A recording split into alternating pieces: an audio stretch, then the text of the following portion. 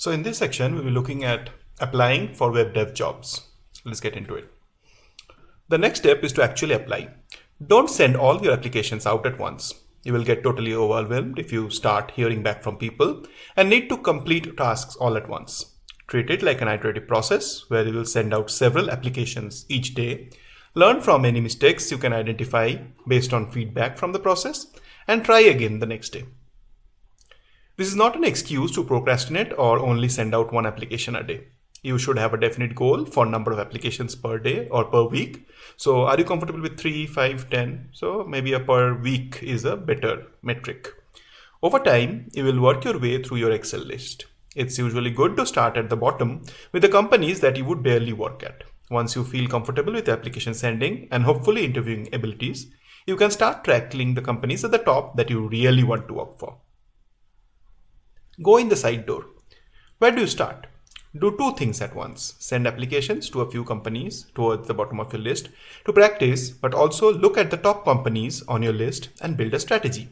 Remember, the best way to get in is to not use their online resume drop, but to instead identify a real human being at the company and connect with that person somehow. Even better is to be so publicly brilliant that they come to you, but we can't have it all. So we have to wait for that. So there are probably a few companies that you would really like to work for. You will want to spend a lot more time on them than you would on the ones at the bottom, which are hopefully good for interview practice. Not only should you try to find a real human being at the company, but you can also potentially get noticed by tailoring your project work to them.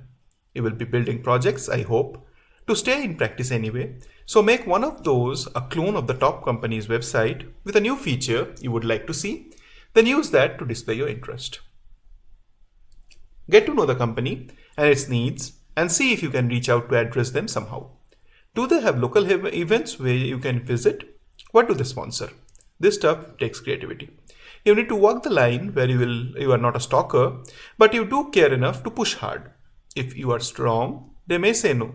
If it happens, you will live and move on. But you would better try. You will probably figure things out that will help you with other companies anyway.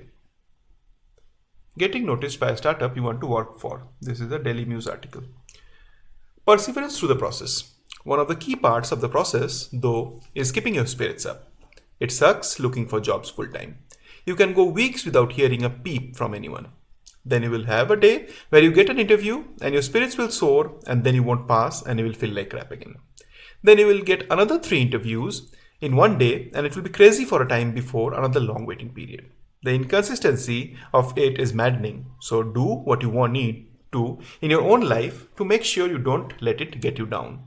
So get out, practice some more, and keep upgrading the projects that you are putting on GitHub.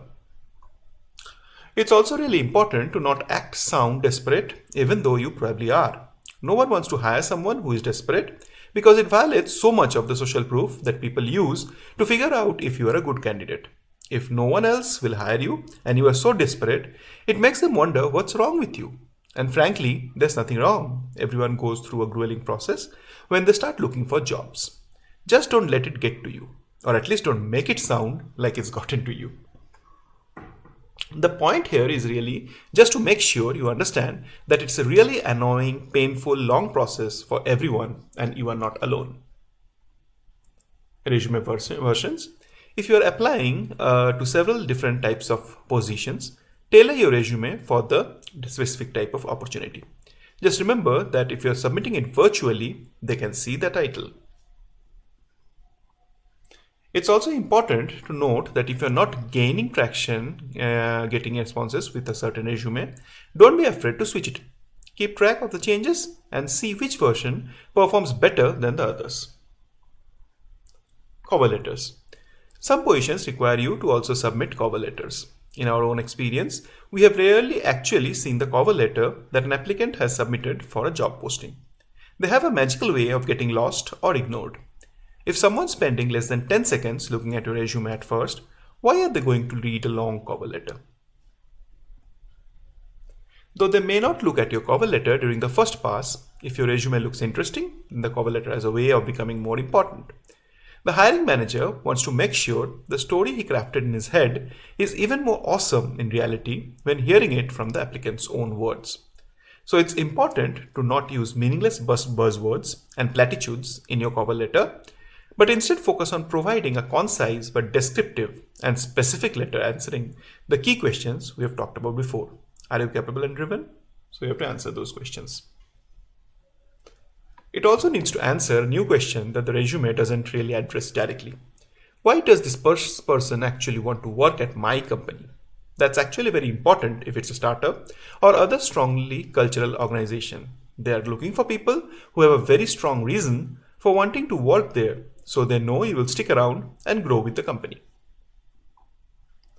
Email cover letters. Every piece of communication you have with a company is relevant. The most important is the one where you first reach out via email. You probably want to treat that as a condensed version of the cover letter. Express your brilliance and fit in just a few powerful sentences. So maximum 4 to 6 sentences, that's all. Applying. Track every application you send out in your spreadsheet by the date you sent it. As we said above, you don't need to go crazy on day one, but keep a regular flow of applications going out weekly. Following up. Follow up on all applications you care about. Follow up once in the first few days and again after a week or two if you haven't heard anything. This obviously works best if you have identified an individual at the company before, but the point is that perseverance matters and it can help you display the kind of drive you are trying to show in your resume anyway. So they might like it that you are following up 2-3 times. That means you are really interested in taking a job there and they might actually respond to your resume. This actually applies to the whole process, not just applications. Follow up your interviews with a thank you to your interviewer on day 1 too. Follow up your tech screens. The goal here isn't to be naggy and annoying desperate, and it's certainly not to be a robot sending auto-generated emails all the time. Just be human and honest and simple in your language. So send in small emails with some really heartfelt messages. That brings us to the end of this chapter. In the next one, we will be discussing preparing to interview and interviewing. Thanks for listening.